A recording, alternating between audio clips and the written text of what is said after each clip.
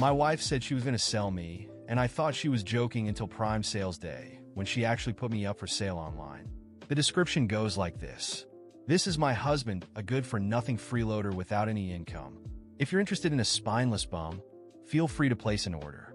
The services are at the buyer's discretion. $200 a day. $50,000 buys out his entire future. Whoever buys the rest of his life will have him exclusively, and I'll divorce him on the spot. I wish you all the happiness in the world. She posted this to mock and humiliate me, but she never imagined that someone, a rich woman, would actually buy my future. Dexter, I'm selling you. My wife, Samantha Yates, smirked as she handed me her phone to show me the post. My face darkened as I read it. When we got married, I already had my own business.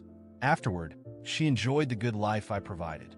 I even built her parents a house back home worth hundreds of thousands and gave her brother $200,000 to help him buy a house and get married.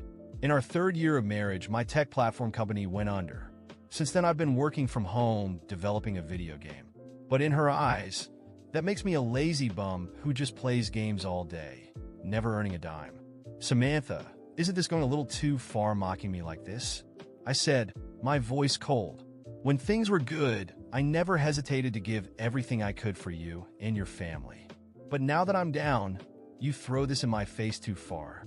You've been holed up at home for 2 years doing nothing but gaming. Am I wrong to call you a waste of space? She scoffed.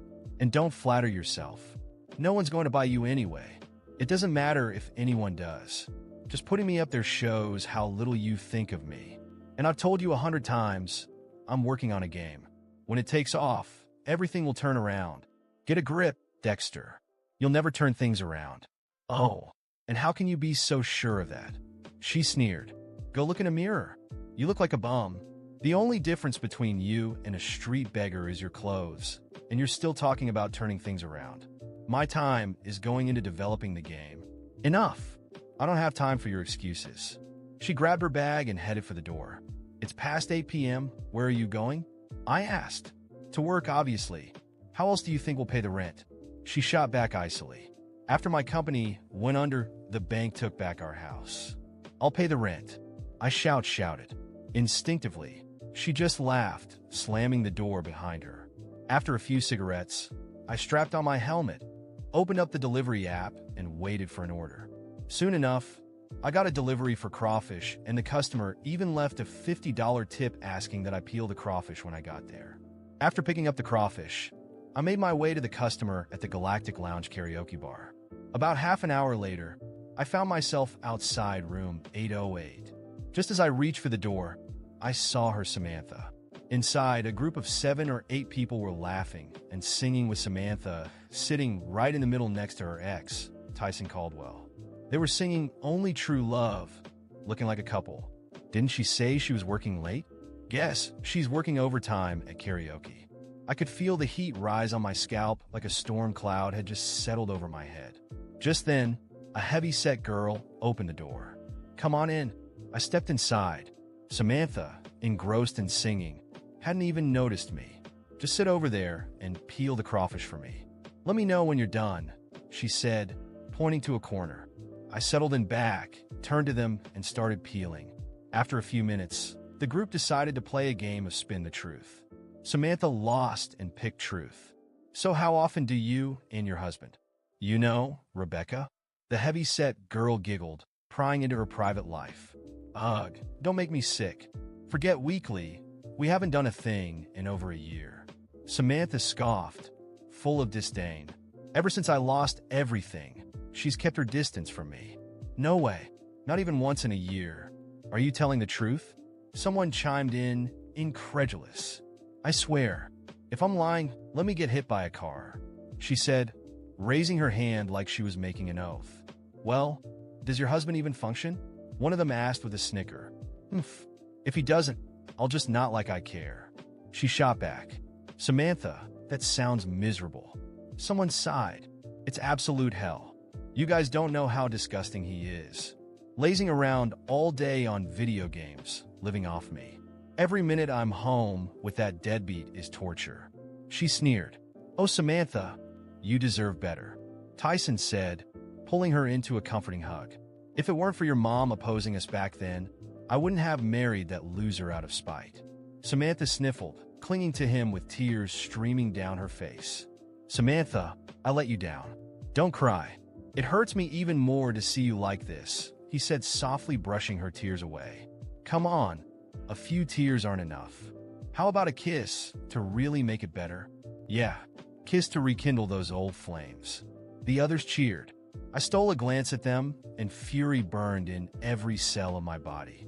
They stared deeply into each other's eyes, Samantha shyly biting her lip before closing her eyes and tilting her head up. What's wrong with you? Why would you just start hitting people? Samantha snapped at me, her tone icy. What's wrong with me? I shook with rage, clenching my jaw. My head is practically drowning in storm clouds, and I'm just supposed to sit back and take it? Tell me where you see any infidelity here, Samantha said, deflecting. Oh, please. You were about to kiss him, and you're still denying it. So what if we kiss? Are you going to lose some imaginary pride over it? If I'm shameless, who's to blame? You?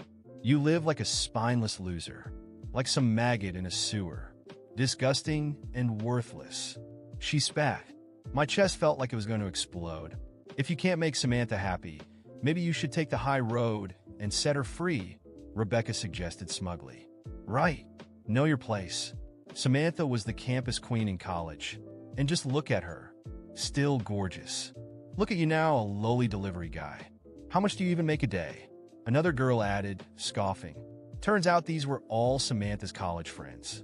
Go take a long look in the mirror. After what I witnessed that night, the rage consuming me was indescribable.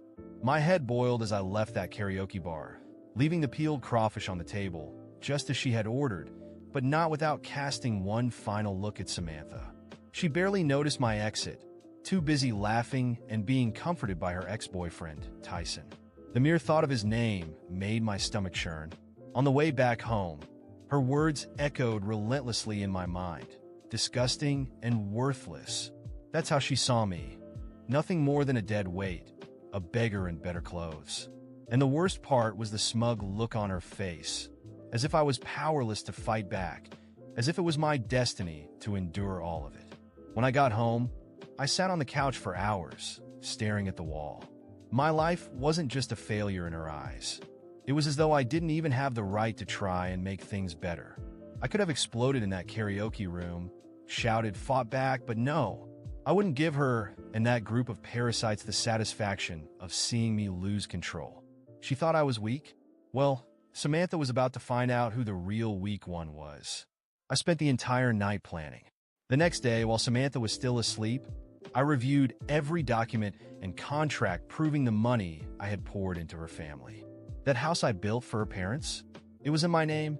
The loan I gave her brother, not a cent had been paid back. Every detail was documented, and I knew exactly how to use it. When she woke up, acting as if nothing had happened, my mind was made up. She tried to ignore me while preparing coffee, but I interrupted her. Samantha, we need to talk. She gave me a bored look, as if already expecting another pathetic attempt from me. What is it now, Dexter? Are you going to whine about that post again? She said, scrolling through her phone. I took a deep breath to keep from snapping. I'm not going to whine. I'm just going to tell you that I'm done. Done being treated like garbage by someone I put on a pedestal for years. You want to sell me? Fine. But let's start by settling your debts first. She froze, finally looking at me with a mix of confusion and suspicion. What are you talking about? I'm talking about your parents' house, the money I gave your brother. All of it is documented, and I'm demanding it back. Don't worry, I won't humiliate you publicly like you did to me. I'll handle it the proper way, legally. Her face went pale for a moment, and I thought I saw a flicker of fear. But, as always, she quickly regained her composure. You're pathetic. Are you really going to fight over money now, Dexter? After everything I've done for you? I laughed, unable to believe her audacity. Everything you've done for me? Samantha, you've never done anything for me that wasn't about what you could gain in return. But don't worry, you won't have to deal with me much longer. Our marriage is over. She stared at me in disbelief, then let out a derisive laugh. You think you can make it on your own? Look at you. You have nothing, Dexter. Nothing. I'm the only thing standing between you and living on the streets? It's funny you say that, because that's exactly how I've felt about you for years. But now I realize I was wrong. You were never my support, Samantha. You were the weight I carried for far too long. I grabbed my things and walked out, leaving her standing there in the kitchen. My first step was to find a lawyer. I explained everything: the money, the house, the investments I'd made in her family. He assured me I had a strong case and got to work immediately. At the same time, I poured myself into my project. If Samantha thought my game was a joke, she was about to choke on every word she'd ever said. 3 months later, I received news that the case was progressing well. Her parents' house was about to be auctioned off to repay me, and her brother would either have to pay back the loan or face legal consequences. During this time, I worked relentlessly on my game, putting in sleepless nights and investing every ounce of effort into it. And then it happened. The game launched. Not only was it well received, but it became an immediate hit. Positive reviews, sales skyrocketing. Within weeks, I was earning more money than I'd ever imagined. When I received my first million, the only thing I felt was relief. It wasn't about the money. It was about proving to myself that I wasn't the failure Samantha claimed I was. One day, as I was reviewing contracts in my new office, I got an unexpected message. It was from Samantha. "We need to talk. I'm sorry for everything. Can we start over?" I laughed out loud reading it. She was desperate. Through mutual acquaintances, I learned that her brother had to sell his house and that her parents were struggling financially. And Samantha? Tyson had abandoned her as soon as he realized she was no longer financially stable. I ignored the message. Samantha was part of a chapter in my life that was closed for good. Today, I'm focused on the future, on my success, and on never letting anyone treat me the way she did again. Because contrary to what she believed, I was never weak. I was just waiting for the right moment to show my strength. When I received that message from Samantha asking to talk and start over, I felt a mix of disgust and satisfaction. There she was, the same woman who once treated me like dead weight, now crawling back into my life. Ignoring her wouldn't be enough, not after everything she'd done. She needed to feel the humiliation and pain she had so easily inflicted on me. I agreed to meet her. I chose an upscale restaurant, the kind of place she used to love when we were living the high life. I knew she couldn't afford it now, and that was part of the plan. When I arrived, Samantha was already there, dressed in an outfit that clearly didn't match the sophistication of the venue. She tried to look elegant, but her tired expression and fake smile gave away her desperation. "Dexter, you came," she said nervously, forcing a smile. "Of course I did. How could I miss an opportunity like this?" I replied, sitting down calmly. I ordered the most expensive wine on the menu, making sure the waiter announced its price out loud. Well, I wanted to apologize for everything. I was such an idiot. I didn't know how to appreciate you, Samantha began, her voice rehearsed and shaky. "Oh, don't worry. I appreciated you enough for both of us," I retorted, my smile cold. She went on, talking about how everything had gone wrong for her, how Tyson had abandoned her, how her parents were about to lose their house, and how she missed the man I used to be. Every word felt like a pathetic attempt to gain my sympathy. I let her talk, watching every gesture, every fake expression of regret. "You know, Samantha, you're right. I've changed, but not because of you. Despite you," I said, my voice firm. "You humiliated me, treated me like garbage, exposed me to the world as a failure. And now that you're at rock bottom, you expect me to save you." She tried to defend herself, but I raised my hand, cutting her off. "I'm not finished.